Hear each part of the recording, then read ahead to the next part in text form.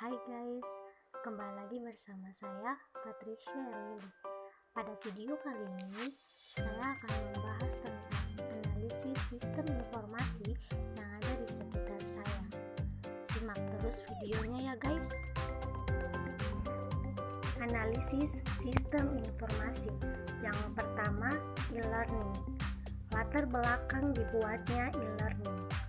Kemajuan ilmu pengetahuan dan teknologi merupakan dua hal yang saling berkaitan dan saling melengkapi. Kemajuan ilmu pengetahuan dan teknologi yang semakin pesat menuntut kita semua untuk mempelajari dan menguasai teknologi. Salah satunya teknologi informasi dalam pemanfaatan internet, yaitu di bidang pendidikan. Sebagai contoh, pada sektor pendidikan sudah berkembang apa yang disebut e-learning. Sistem pembelajaran elektronik atau electronic learning disebut e-learning dapat didefinisikan sebagai sebuah bentuk teknologi informasi yang dapat diterapkan di bidang pendidikan berupa website yang dapat diakses di mana saja. Manfaat e-learning. Di sini ada 4 manfaat. Yang pertama, penggunaan e-learning untuk menunjang pelaksanaan proses belajar dapat meningkatkan daya serap peserta didik atas materi yang diajarkan. Yang kedua, meningkatkan partisipasi aktif dari peserta didik sehingga proses pembelajaran menjadi lebih menarik dan tidak monoton. Ketiga, meningkatkan kemampuan belajar mandiri peserta didik sehingga peserta didik tidak selalu bergantung kepada temannya. Dan yang keempat, meningkatkan kualitas materi pendidik dan pelatihan, di mana materi yang bisa diberikan oleh pendidik akan meningkat kualitasnya karena bisa mengambil dari berbagai sumber yang ada. Kekurangan e-learning.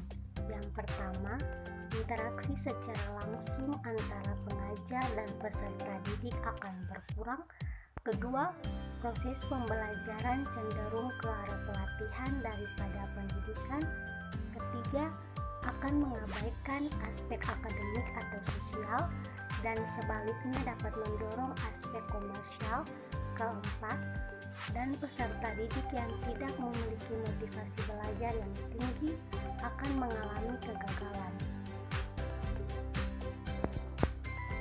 Selanjutnya, sistem informasi yang kedua yaitu e-commerce. Latar belakang dibuatnya e-commerce. E-commerce bentuk perkembangan sistem perdagangan yang lebih dikenal dengan sistem perdagangan elektronik, sehingga segala bentuk kemudahan dapat terwujud dengan aktivitas perdagangan elektronik ini. Sistem perdagangan ini merupakan suatu mekanisme bisnis secara elektronik yang memfokuskan diri pada transaksi bisnis berbasis individu dengan menggunakan internet sebagai medium pertukaran barang atau jasa baik antara dua buah institusi dan konsumen langsung. Aplikasi e-commerce dapat mempersingkat waktu hubungan antar perusahaan dengan entitas eksternal lainnya, seperti pemasok, distributor, rekanan, konsumen, dapat dilakukan secara lebih cepat, lebih intensif, dan lebih murah daripada aplikasi prinsip manajemen secara konvensional. Manfaat e-commerce. Yang pertama, mempermudah komunikasi antara produsen dan konsumen. Yang kedua, mempermudah pemasaran dan promosi barang atau jasa. Ketiga, memperluas jangkauan calon konsumen dengan pasar yang luas. Keempat, mempermudah proses penjualan dan pembelian. Dan yang kelima, mempermudah pembayaran karena dapat dilakukan secara online. Selanjutnya, kekurangan e-commerce. Yang pertama, kemungkinan terkena serangan hacker. yang kedua kurangnya privasi, dan yang ketiga membutuhkan akses internet.